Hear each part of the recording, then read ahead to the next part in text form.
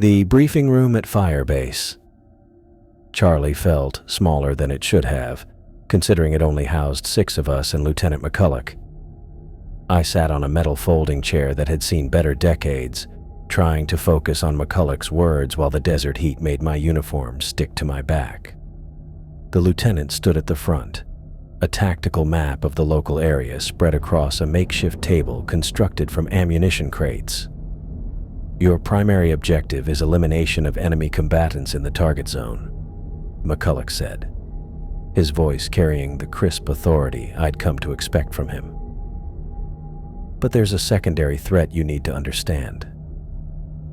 He paused, his eyes scanning each of us in turn.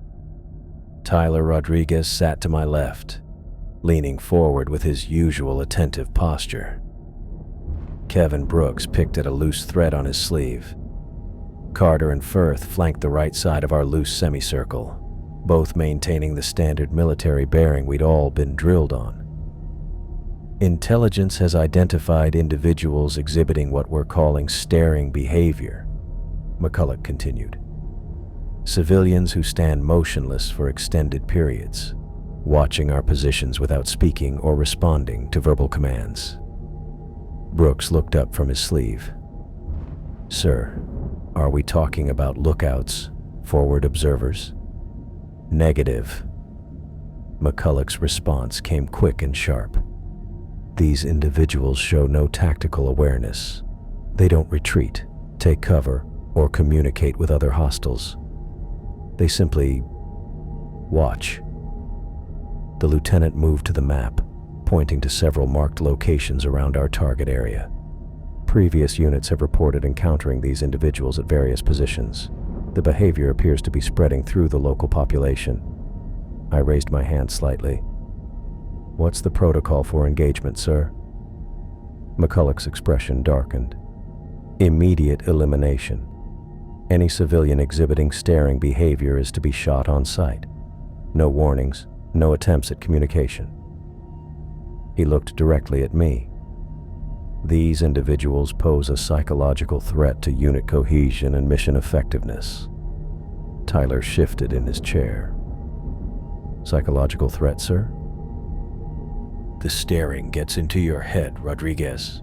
Extended exposure causes hesitation, paranoia, breakdown of military discipline. McCulloch's hands moved restlessly as he spoke, fingers tapping against the table edge.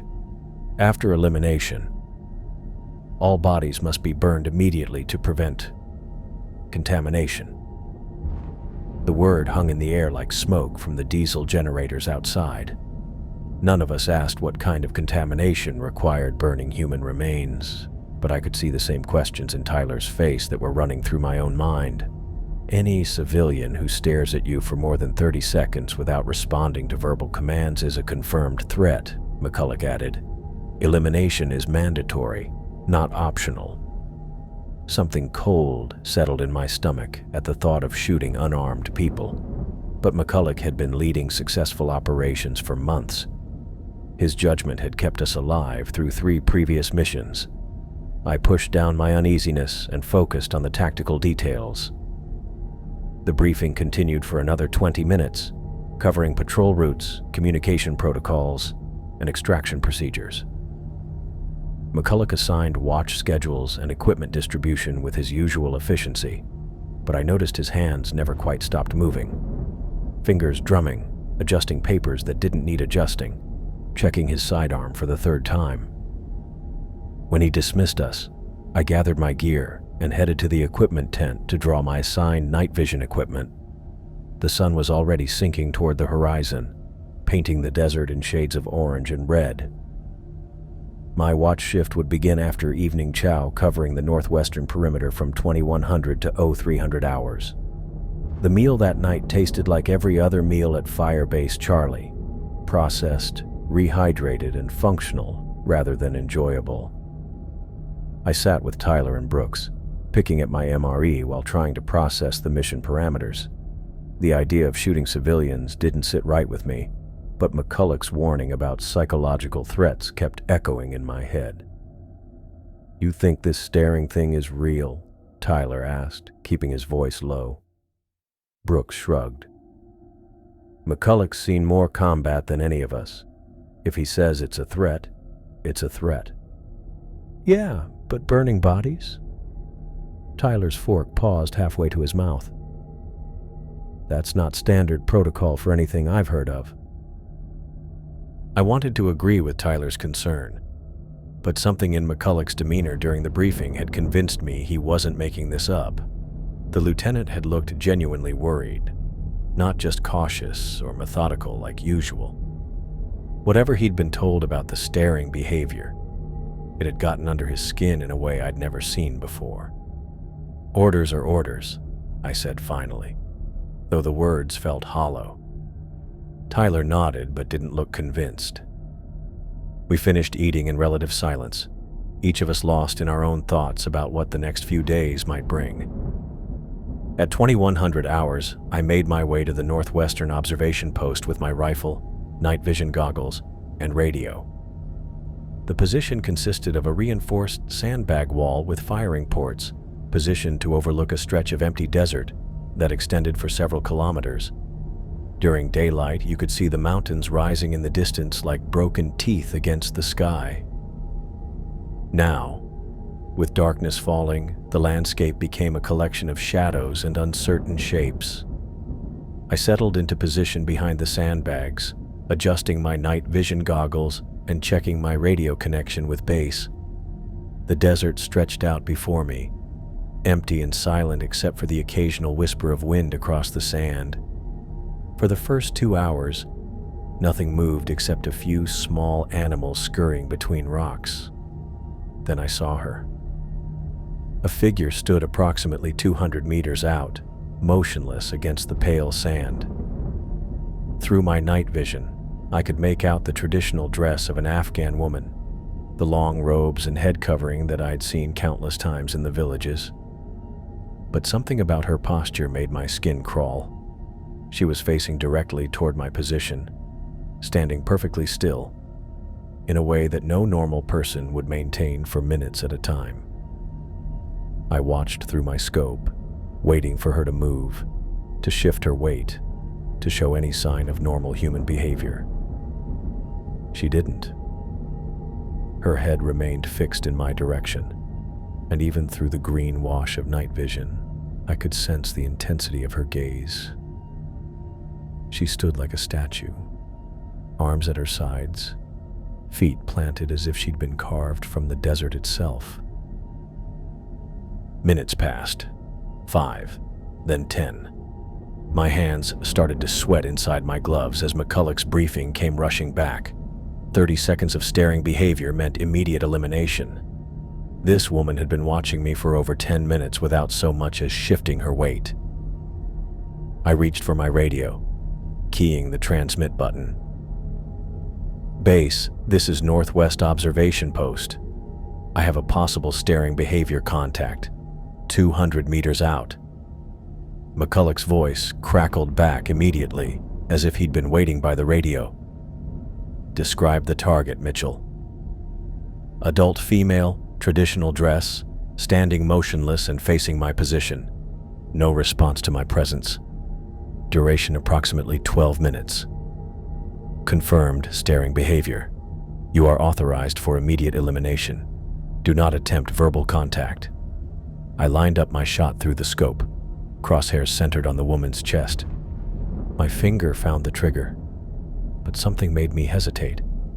She looked so small out there in the vast desert, just a person standing alone under the stars. Mitchell, report. McCulloch's voice cut through my hesitation. Target acquired, sir. Execute immediately. That's a direct order. I took a breath, steadied my aim, and squeezed the trigger. The rifle kicked against my shoulder, and through my scope I watched the woman crumple to the sand. But even as she fell, her head remained turned toward me, those dark spaces where her eyes should be maintaining their fixed attention. The sight made my blood run cold. Even in death, she continued staring at my position with an intensity that felt almost physical. I'd seen plenty of combat casualties, but none that had held on to that kind of focused awareness after taking a center mass hit. "Target down," I reported into my radio. "Maintain position. Disposal team en route." I kept my scope trained on the fallen figure, watching for any movement. The woman's body lay exactly where she'd fallen, but her head was still angled toward me. In the green glow of night vision, her eyes appeared as black holes that seemed to pull at my attention. McCulloch arrived at my position within 15 minutes, carrying a portable flamethrower unit and moving with quick, nervous steps. He approached the sandbag wall, breathing heavily from his rapid movement across the desert.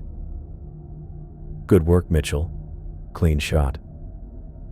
His voice carried approval, but his hands trembled as he checked his equipment. "I'll handle disposal. You maintain overwatch." I watched through my scope as McCulloch approached the body, flamethrower unit strapped to his back. He moved in a crouch, constantly scanning the surrounding area, as if expecting more figures to appear from the darkness. When he reached the woman's body, he immediately began dousing it with the flamethrower fuel. The flames caught quickly, orange light blooming against the desert sand. McCulloch stepped back from the burning corpse, but his movements remained jerky and agitated.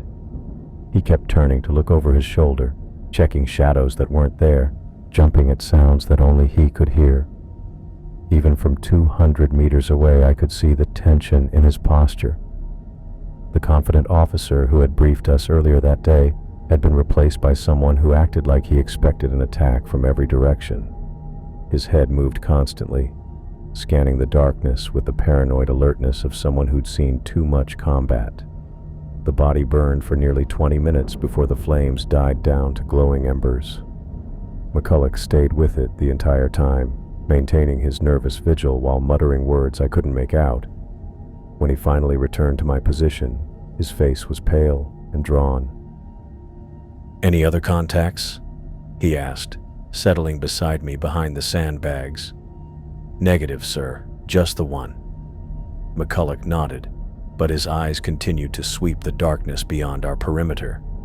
"They come alone at first, testing our response, our readiness." He paused, fingers drumming against his rifle stock. "But they're learning. Each encounter teaches them something new about our patterns."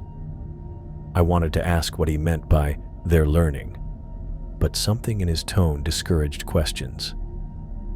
McCulloch had the look of someone who'd been carrying a heavy weight for too long, and I sensed that pressing him for details would only make things worse.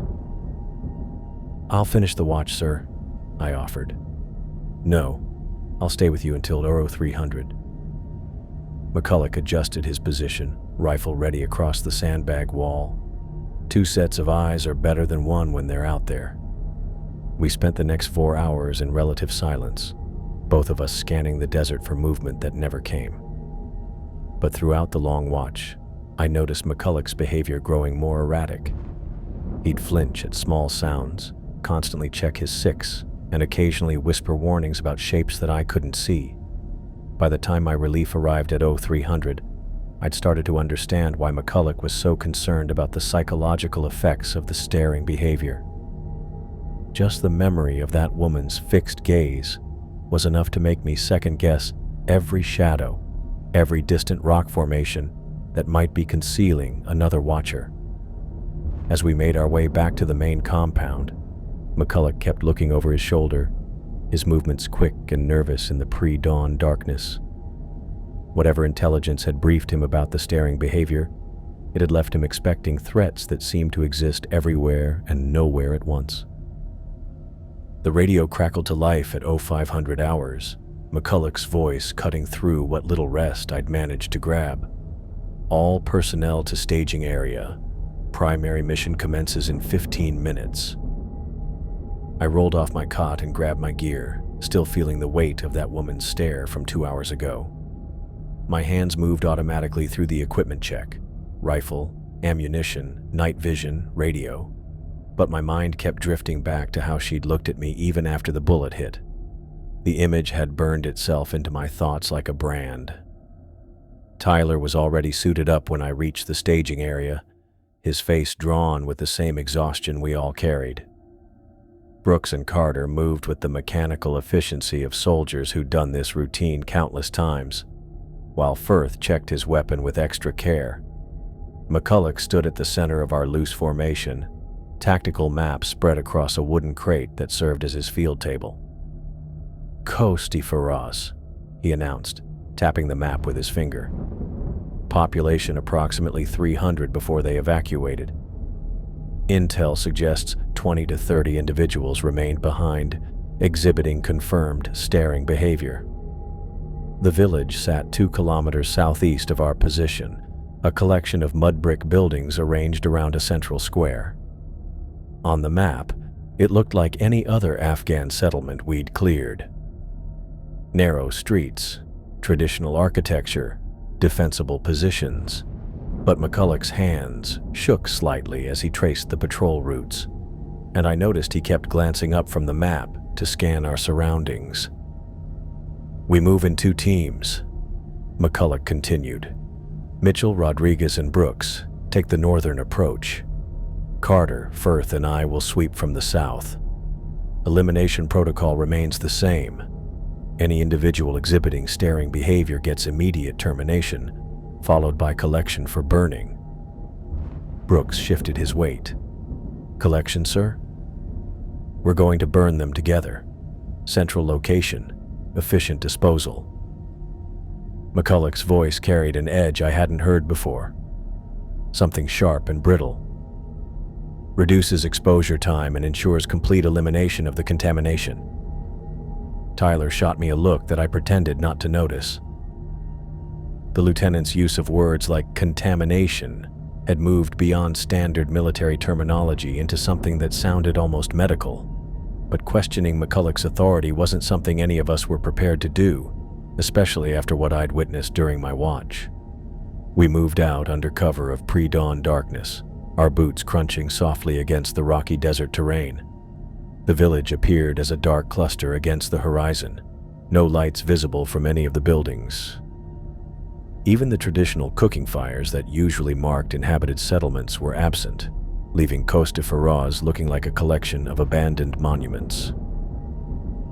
My team approached from the north, using a dried riverbed for concealment until we reached the village perimeter. The first building was a traditional family compound, with high walls and a wooden gate that hung open on rusted hinges. Tyler took point while Brooks covered our rear, and I moved through the entrance with my weapon ready. She stood in the central courtyard, maybe 12 years old, wearing a blue dress that had once been bright, but now carried the dust of abandonment.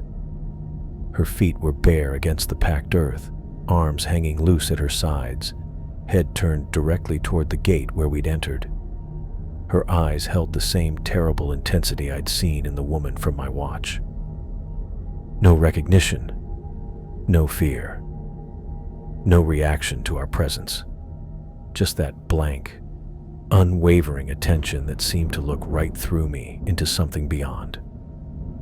She'd probably been standing there for hours, maybe days, maintaining that impossible stillness.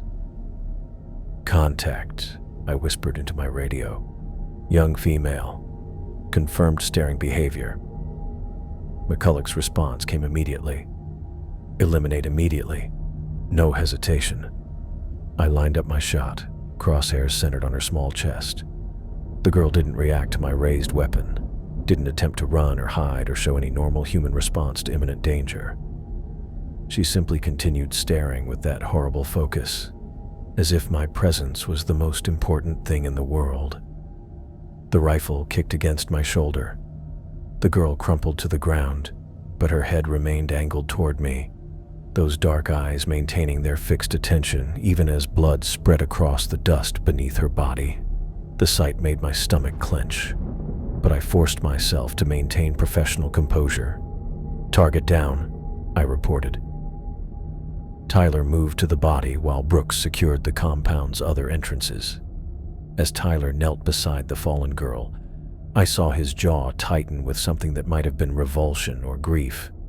None of us had signed up to shoot children, But McCulloch's briefings had made it clear that age was irrelevant when it came to the staring behavior. "Drag her to the courtyard center," I ordered, following McCulloch's collection protocol. "We'll come back for burning detail." We cleared 3 more compounds in the northern section, finding 2 additional staring individuals, an elderly man positioned in a doorway and a middle-aged woman standing at a window. Both maintained the same unsettling focus, tracking our movements with their eyes, while their bodies remained perfectly still. Both fell to aimed shots, and both continued staring, even in death. The radio chatter from McCulloch's team indicated they were encountering similar situations in the southern section. His voice grew more agitated with each report, the professional military bearing giving way to something that sounded almost frantic. "Base, this is McCulloch. We have multiple confirmed contacts exhibiting advanced staring behavior. Request immediate reinforcement for disposal operations." "Negative on reinforcement," came the response from Firebase Charlie. "Complete mission with current personnel." McCulloch's curse crackled through the radio, followed by what sounded like him arguing with someone on his team. The transmission cut off abruptly, leaving us with static and the distant sound of gunfire from the southern section. Tyler caught my attention as we moved toward the next building. "Lieutenant's not sounding good," he said quietly. I nodded but didn't respond. McCulloch's behavior had been deteriorating since the briefing, and his radio communications suggested the stress was getting worse. But questioning the mental state of our commanding officer wasn't something I was willing to do in the middle of a combat operation. We worked our way systematically through the remaining northern buildings, finding the village largely empty except for the staring individuals. Each encounter followed the same pattern: motionless figures positioned to watch approaches, maintaining their focus even under direct fire, continuing to stare after death. By the time we reached the central square, my team had eliminated 4 targets and collected their bodies in a small pile near the village's main well. McCulloch's team arrived from the south with their own collection of bodies, the lieutenant moving with jerky, agitated steps that spoke of barely controlled anxiety.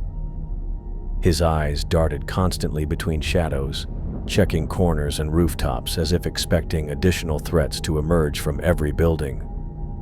7 total confirmed eliminations, McCulloch announced, his voice carrying a triumphant edge that didn't match the grim reality of what we'd accomplished. Contamination successfully neutralized.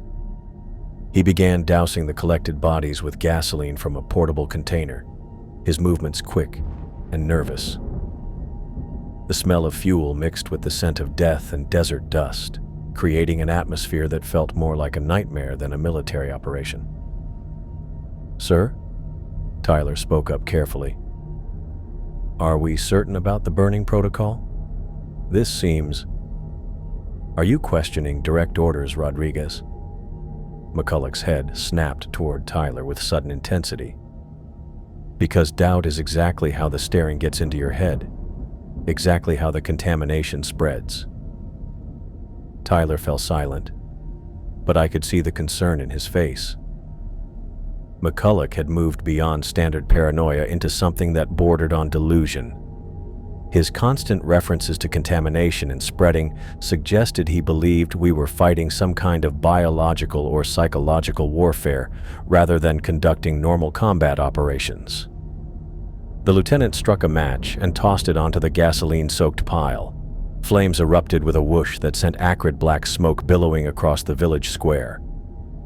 McCulloch stepped back from the fire, but his eyes remained fixed on the burning bodies with an intensity that reminded me uncomfortably of the staring behavior we'd been ordered to eliminate. "They were watching us," he muttered, more to himself than to anyone else.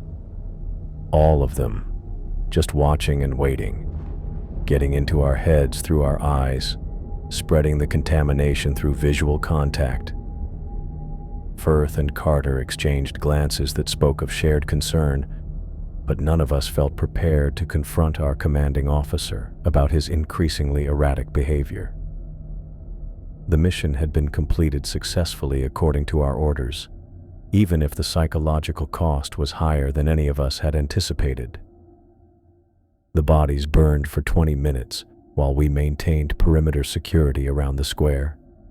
McCulloch spent the entire time pacing in tight circles, constantly checking his weapon and muttering about contamination protocols. The confident officer who had briefed us at Firebase Charlie had been replaced by someone who jumped at shadows and saw threats in every corner of the abandoned village. When the flames finally died down to smoldering embers, McCulloch gathered us around the remains of the pyre. His face was pale and drawn in the growing dawn light, but his eyes held a fevered intensity that suggested his paranoia was far from subsiding. "Mission accomplished," he announced, though his voice lacked any satisfaction. "Kosti Faraz is clear of staring behavior contamination. But stay alert. This is just the beginning." I watched the last of the flames consume what remained of the pile, orange light flickering against the mud brick walls of the village square. The acrid smoke burned my eyes and throat, but McCulloch remained fixed on the dying fire like he was studying something important in the embers. His rifle hung loose in his hands, finger still resting near the trigger guard with the kind of nervous energy that made me uneasy. Tyler checked his watch and cleared his throat. "Sir, what's our timeline for the cave system?" McCulloch's head snapped up from the smoldering remains, eyes scanning each of us with that fevered intensity I'd been noticing all morning. His gaze lingered on Carter, who stood about 10 feet away checking his ammunition count. 2 kilometers north, McCulloch muttered, but his attention stayed locked on Carter. "Intelligence suggests the source is there. The central hub where they coordinate the staring." Brooks shouldered his pack and adjusted his weapon strap. "How many contacts do we expect, sir?" But McCulloch wasn't listening anymore.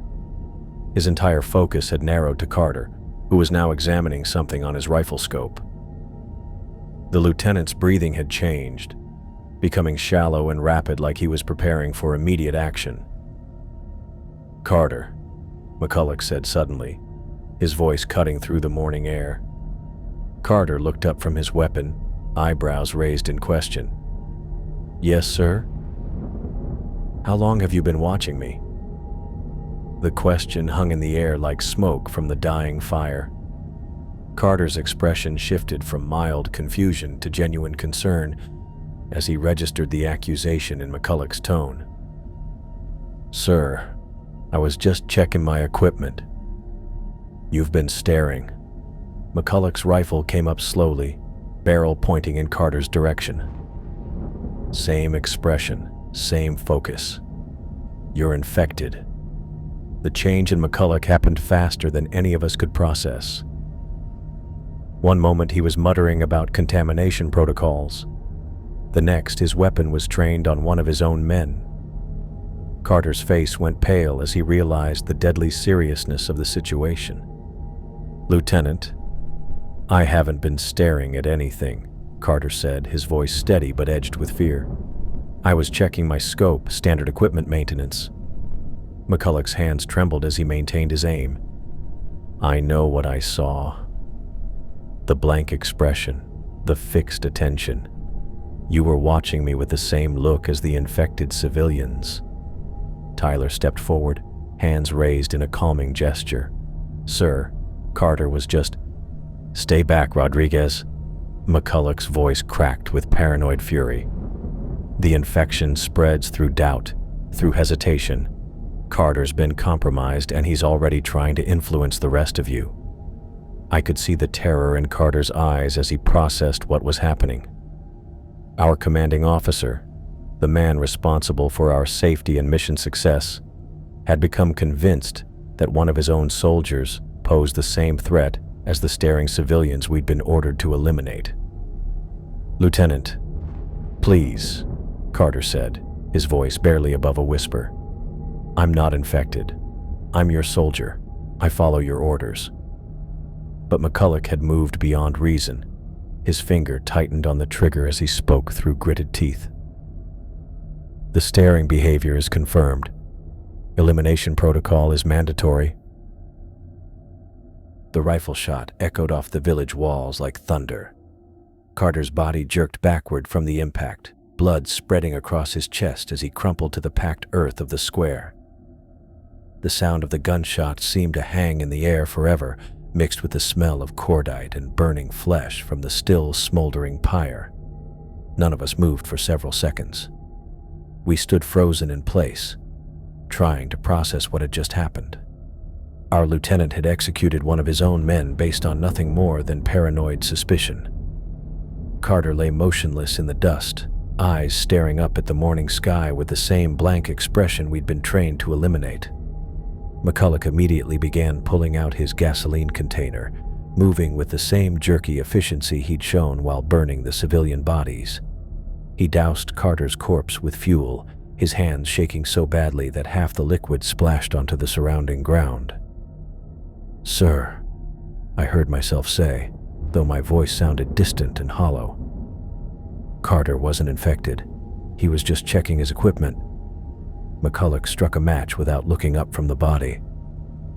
"The infection is subtle, Mitchell. It gets into your head gradually, makes you doubt what you're seeing."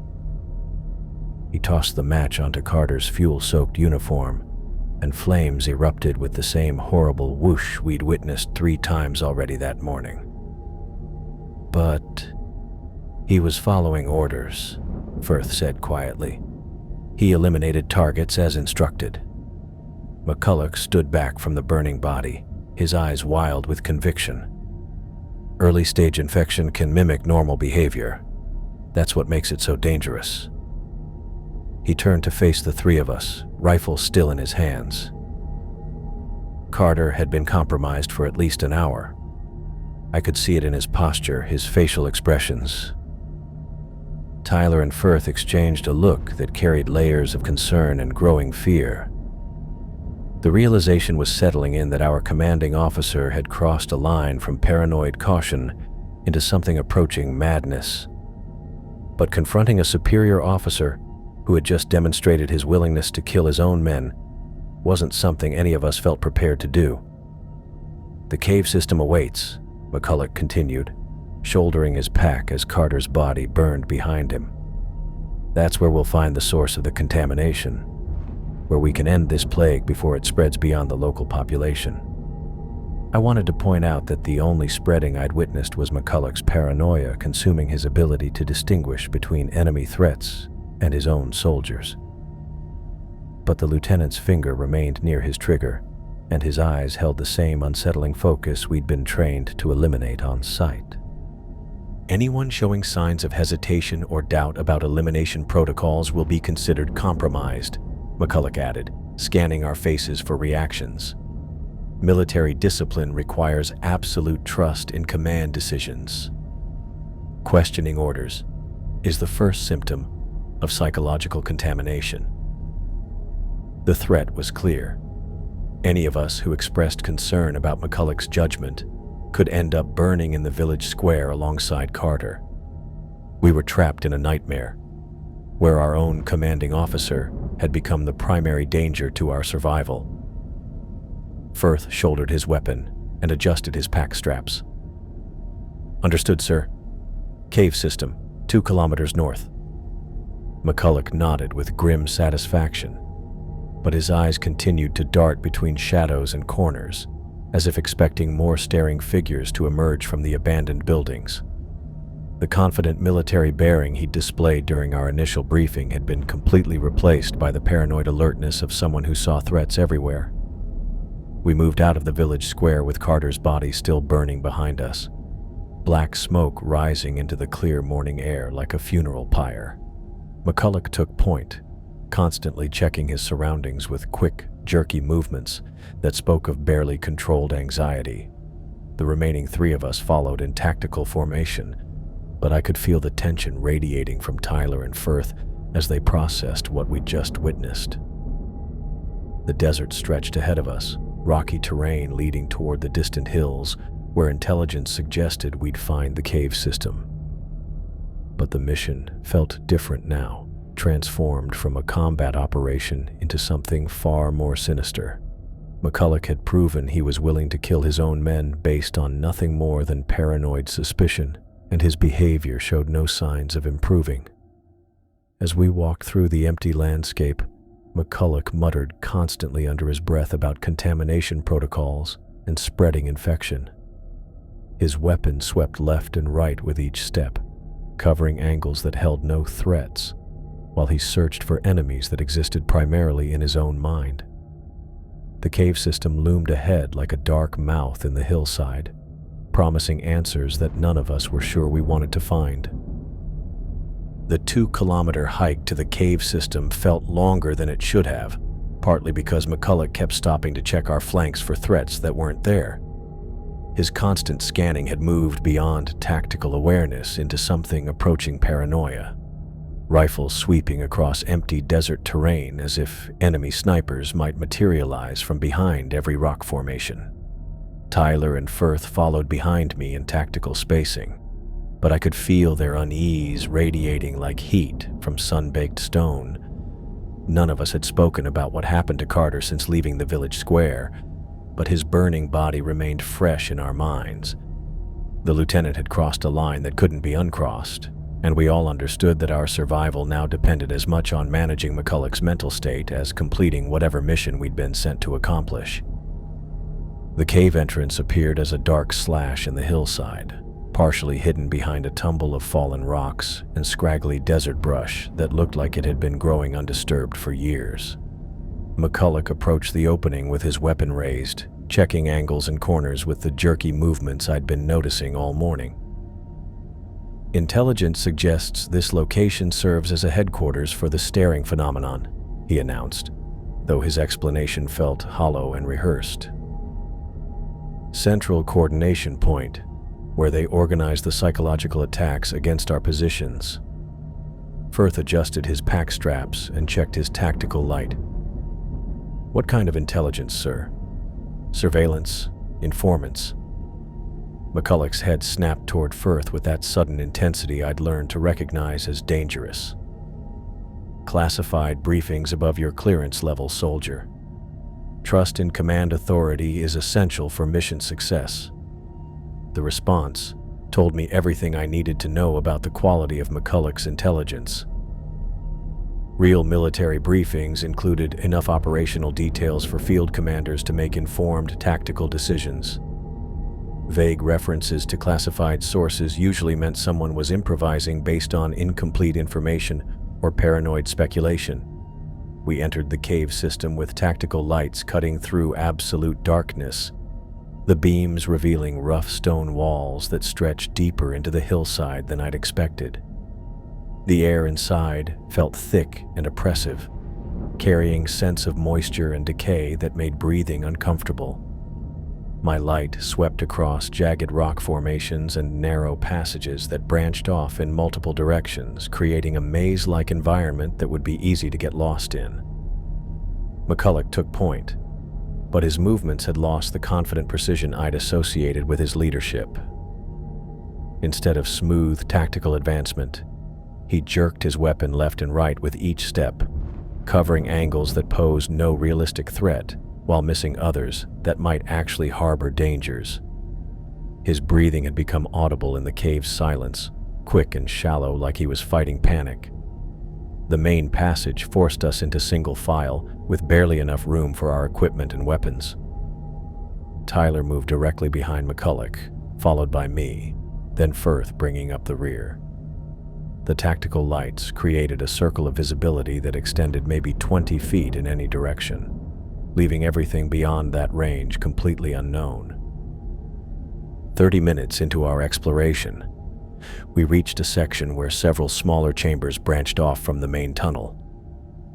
McCulloch held up his hand for us to halt, then pointed his light into the nearest side chamber. The beam illuminated a small figure standing motionless in the center of the space. A boy, maybe 8 years old, wearing traditional Afghan clothing that looked too large for his thin frame. He stood perfectly still with his arms hanging loose at his sides, head turned directly toward our position. His dark eyes reflected our tactical lights with the same blank intensity I'd seen in every staring individual we'd encountered. My stomach clenched as I registered how young he was. Everything about the child looked normal, except for that horrible, unwavering attention that seemed to look right through me into something beyond. He showed no fear or curiosity about the armed soldiers who had just invaded his hiding place. Just that terrible focus that made my skin crawl. "Contact," McCulloch whispered into his radio. "Young male, confirmed staring behavior." The boy remained perfectly motionless, not reacting to our voices or the bright lights we had trained on him.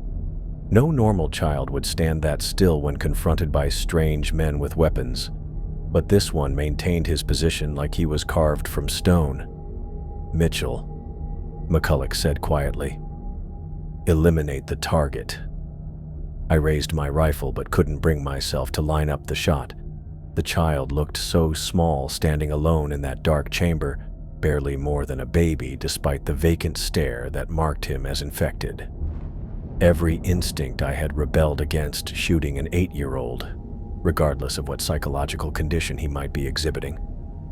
"Sir," I said, my voice barely audible in the cave's silence. "He's just a kid." McCulloch's response came with sharp urgency. "Age makes no difference in determining infection status, soldier. The staring behavior is confirmed." "But he's not threatening us," I continued, even as I knew I was walking into dangerous territory. "He's just standing there." "That's exactly what makes them dangerous." McCulloch's voice echoed off the cave walls with fevered intensity. "They get into your head through visual contact, spread the contamination through doubt and hesitation. Eliminate the target immediately." The boy continued staring at us with that blank expression, showing no awareness of the conversation determining his fate. His small chest rose and fell with regular breathing, but otherwise, he remained as motionless as a mannequin. Looking at him, I could almost understand McCulloch's paranoia about psychological contamination. There was something deeply unsettling about that level of stillness in such a young child. I forced myself to line up the shot, crosshairs centered on his narrow chest. My finger tightened on the trigger with reluctant pressure, fighting against every moral instinct I possessed. The rifle kicked against my shoulder, and the boy crumpled to the cave floor like a discarded doll.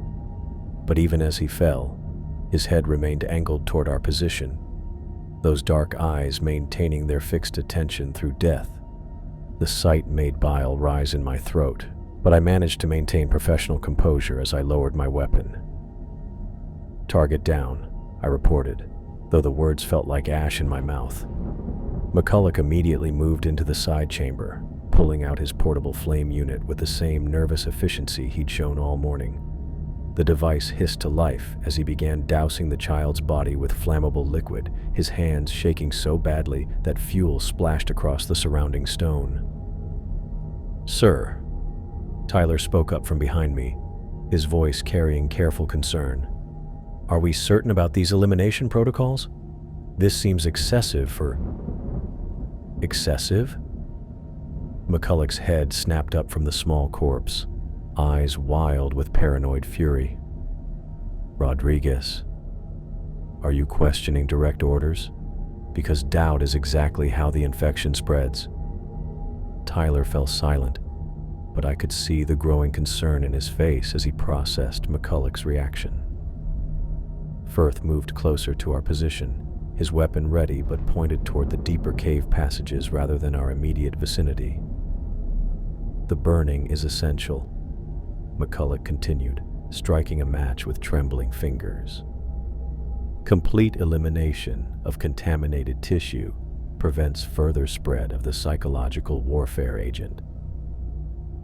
He tossed the match onto the fuel-soaked body, and flames erupted in the confined space with a whoosh that sent heat and acrid smoke billowing through the chamber.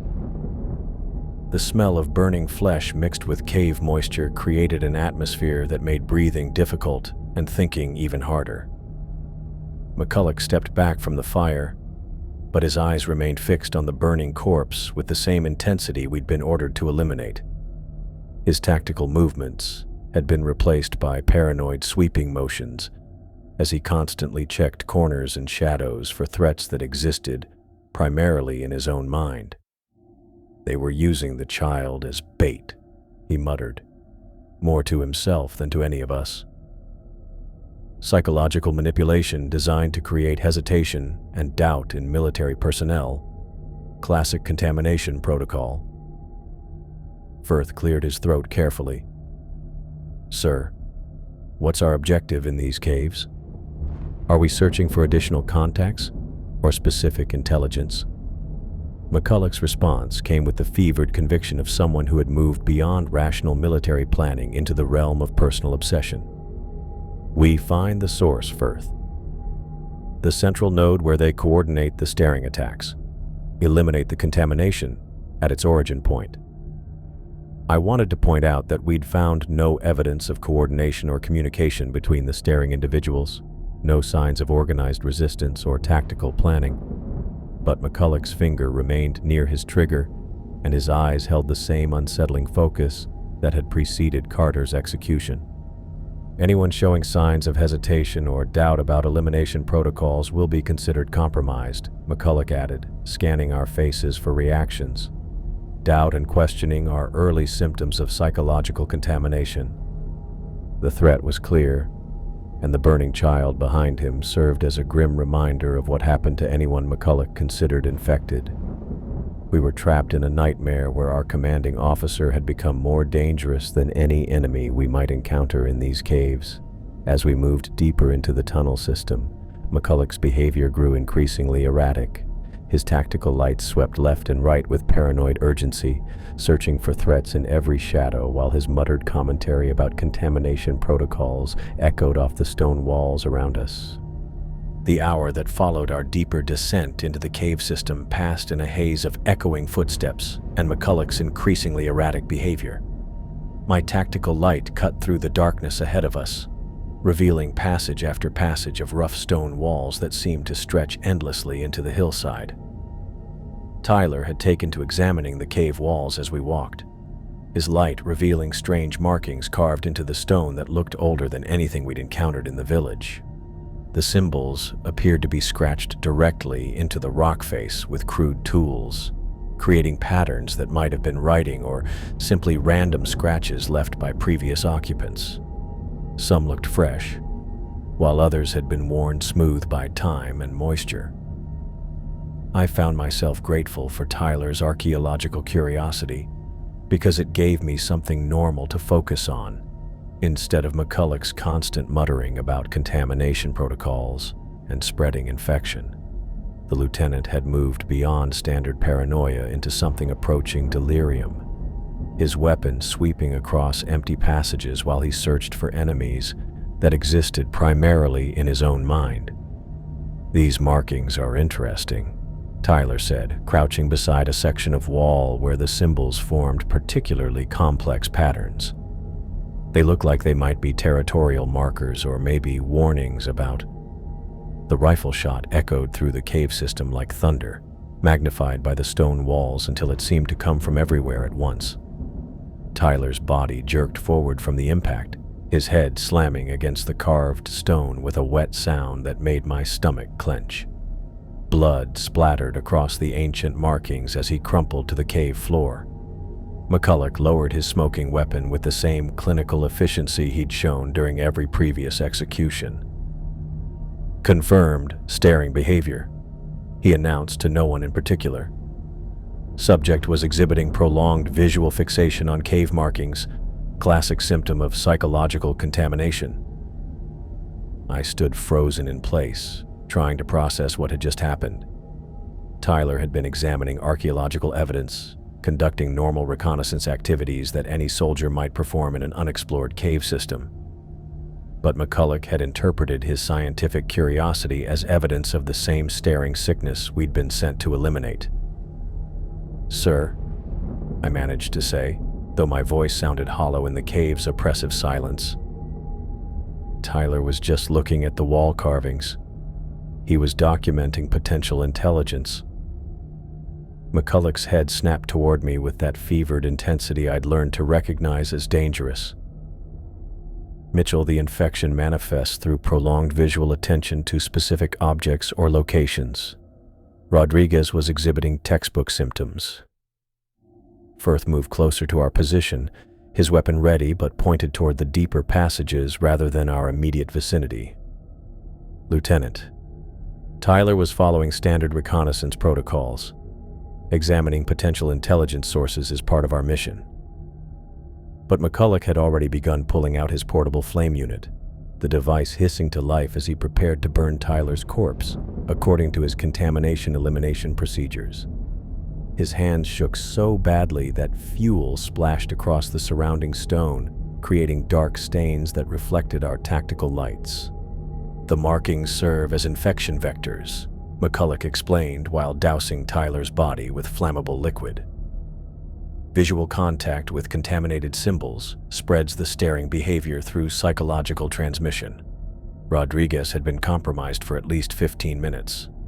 I wanted to point out that Tyler had shown no signs of the blank, motionless staring we'd witnessed in the infected civilians. He'd been actively engaged in examination and analysis, demonstrating normal human curiosity rather than the vacant fixation that characterized confirmed cases. But McCulloch's finger remained near his trigger, and his eyes held the same unsettling focus that had preceded every previous execution.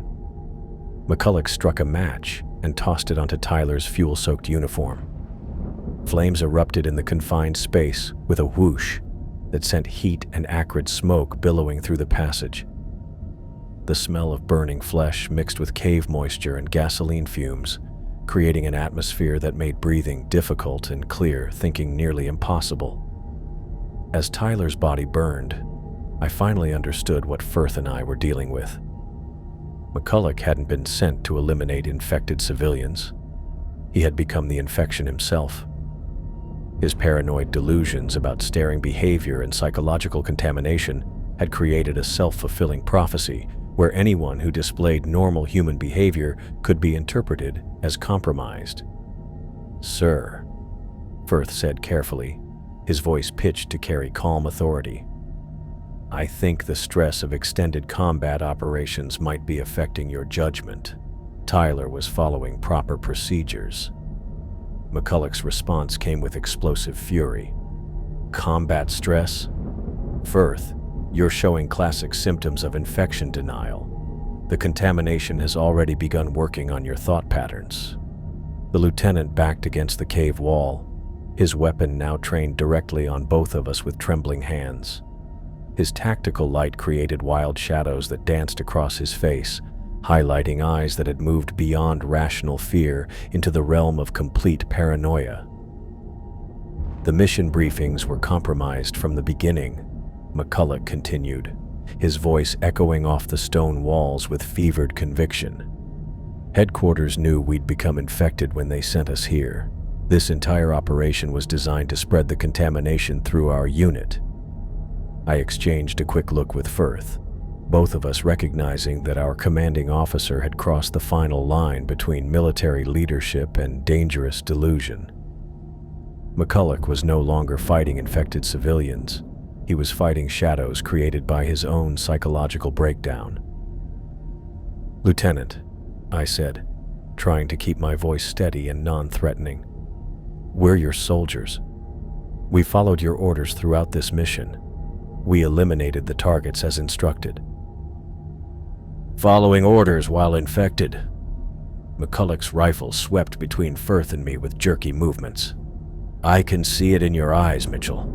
The same blank stare, the same psychological contamination that destroyed Rodriguez."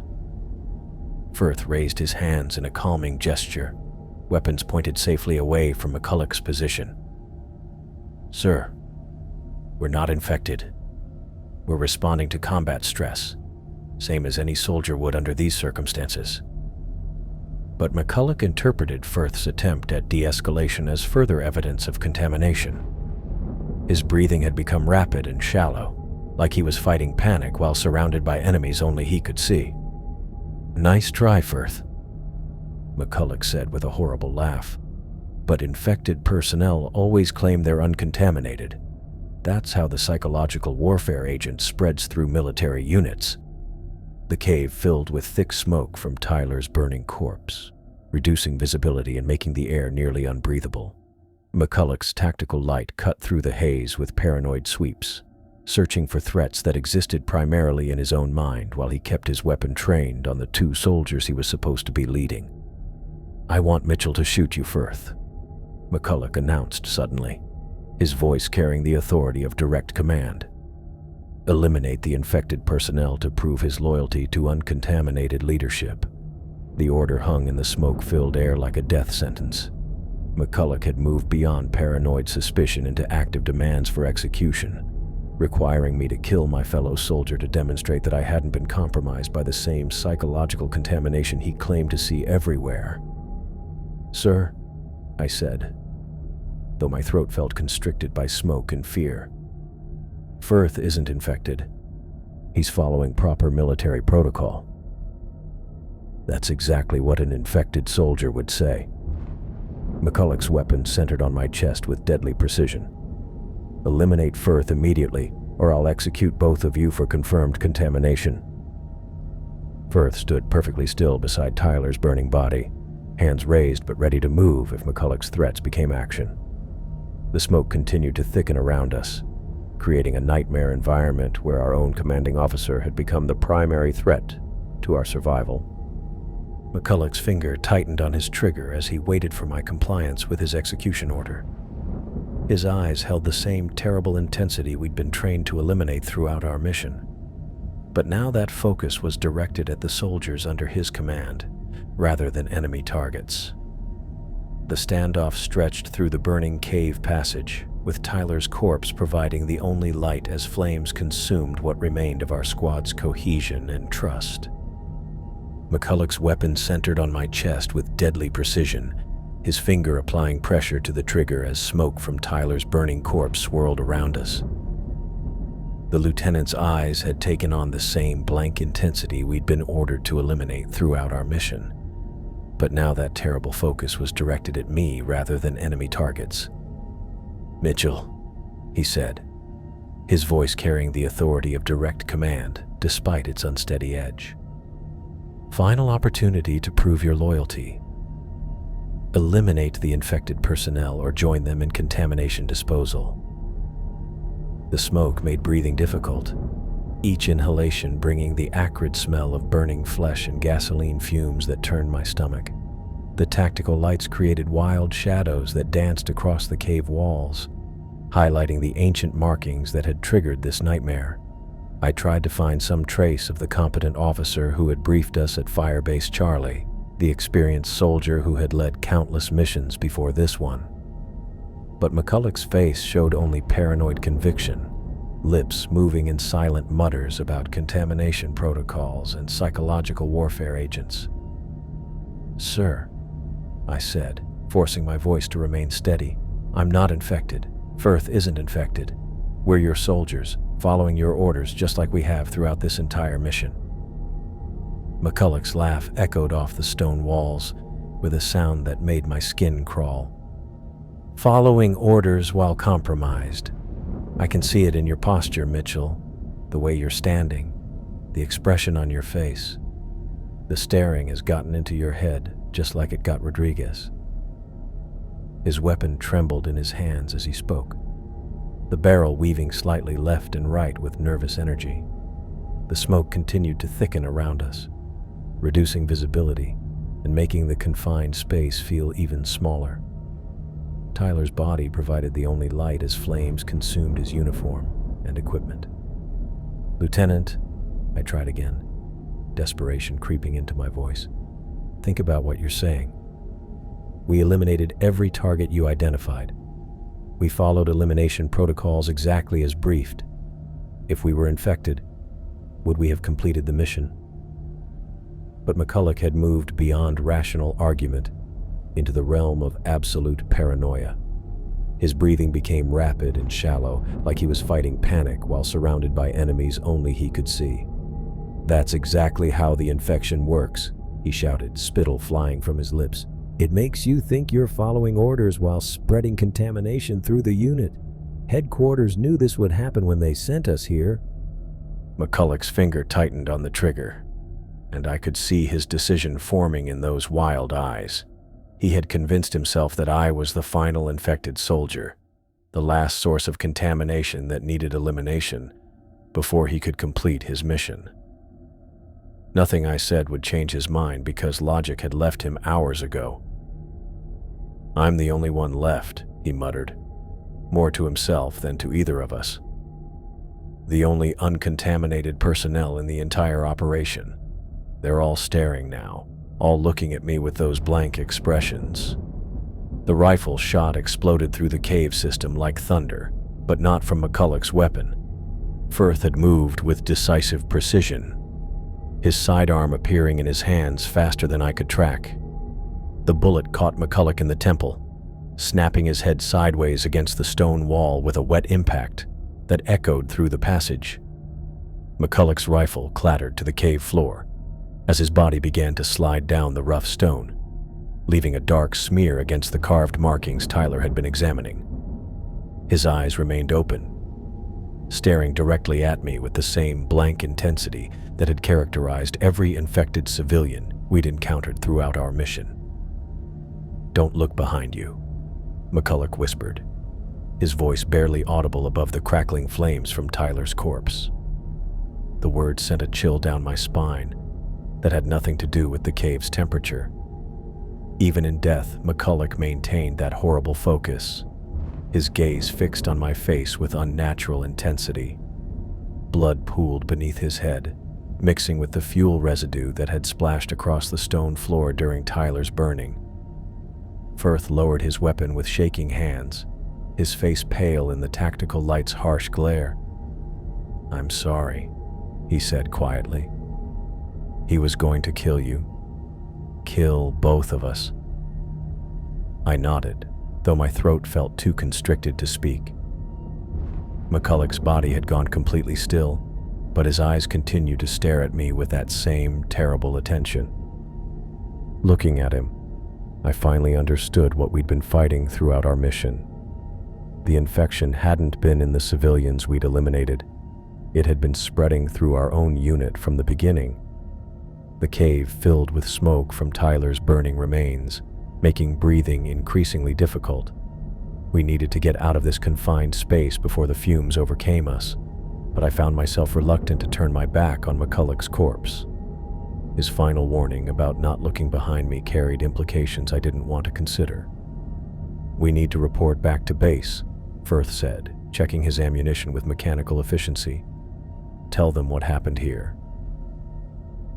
I forced myself to look away from McCulloch's staring eyes and began gathering our remaining equipment. 3 bodies now littered the cave passage, each displaying the same blank expression in death that we'd been ordered to eliminate in living civilians. Tyler's flames were beginning to die down, leaving us in near darkness except for our tactical lights. "What do we tell them?" I asked, though I already knew the answer would be complicated. Firth holstered his sidearm and shouldered his pack. That Lieutenant McCulloch suffered a psychological breakdown under combat stress, that he executed 2 soldiers based on paranoid delusions before I was forced to stop him. The official explanation would protect us from court-martial proceedings, but it wouldn't address the deeper questions about what had really happened during our mission. Had the staring civilians been genuine threats or manifestations of collective psychological breakdown? Had McCulloch been fighting an infection that existed only in his own mind? I stepped over Tyler's smoldering remains and moved toward the cave entrance, but McCulloch's warning echoed in my thoughts with each footstep. "Don't look behind you." The words suggested he had seen something in his final moments, some truth about the nature of what we'd been fighting that he couldn't articulate before death claimed him. Firth followed close behind me as we navigated the narrow passages leading back toward daylight. Neither of us spoke about McCulloch's final words or the expression he'd worn in death. The mission was over. but I couldn't shake the feeling that we had been fighting the wrong enemy from the beginning. The cave entrance appeared ahead of us, like a promise of salvation, natural light cutting through the oppressive darkness that had claimed 3 of our fellow soldiers. But even as we approached the surface, I found myself reluctant to look back at the tunnels we were leaving behind. McCulloch's warning had planted a seed of doubt that would follow me long after we reported back to Firebase Charlie. We emerged into harsh desert sunlight that made my eyes water after hours in the cave's darkness. Firth immediately began checking our position and calculating the route back to base, his movements efficient and professional. But I could see the same haunted expression in his face that I felt in my own. The mission had been completed according to our original orders. We had eliminated the staring threats and neutralized the contamination source. But the cost had been our entire squad, and I wasn't certain we understood what we had really been fighting. McCulloch's paranoid delusions had created their own form of infection, spreading through our unit until it consumed everyone except the 2 soldiers standing in this empty desert. As we began the long walk back to Firebase Charlie, I couldn't escape the feeling that McCulloch's final warning carried deeper meaning about the true nature of our enemy. The staring people had been real, but perhaps they had never been the actual threat. Perhaps the real infection had been the paranoia that consumed our unit from within, turning us against each other until only violence remained. The desert stretched endlessly in all directions, empty of the watchers who had started this nightmare. But McCulloch's blank stare followed me with each step, and his whispered warning about not looking behind me seemed to grow louder with every mile we covered.